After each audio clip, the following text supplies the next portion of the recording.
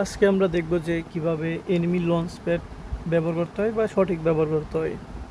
তো মনে করো যে 2 নম্বর সার্কেল দিছে আমরা কি হলো,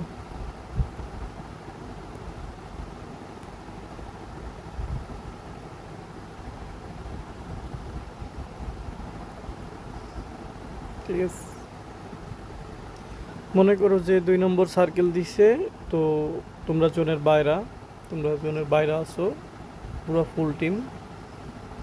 তো এই সময় তোমরা জোনের ভিতর ঢুকবা কেমনে, বা এনিমি স্কোয়াড জোনে ঢুকতেছে, রোটেশন মারতেছে, বা তারাও জোনের ভিতর পড়ছে, তোমরা দুইজন একজন বাইচে আসো, দুইজন বাইচে আসো মনে করো।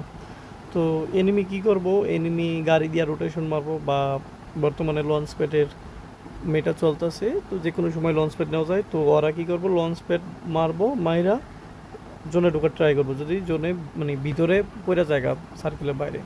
তো তোমরা কি করবা, যদি ওরা 4 জন থাকে, তো তোমরা ওই 4 জনরে ফায়ার দিবা না, ওয়েট করবা, এবং তোমরা তোমাদের জানি না দেখে সেভাবে মানে লুকায় থাকবা।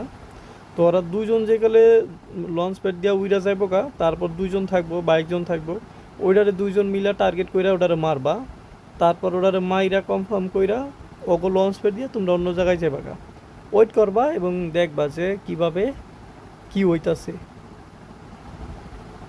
আর আরেকটা জিনিস, মনে করো যে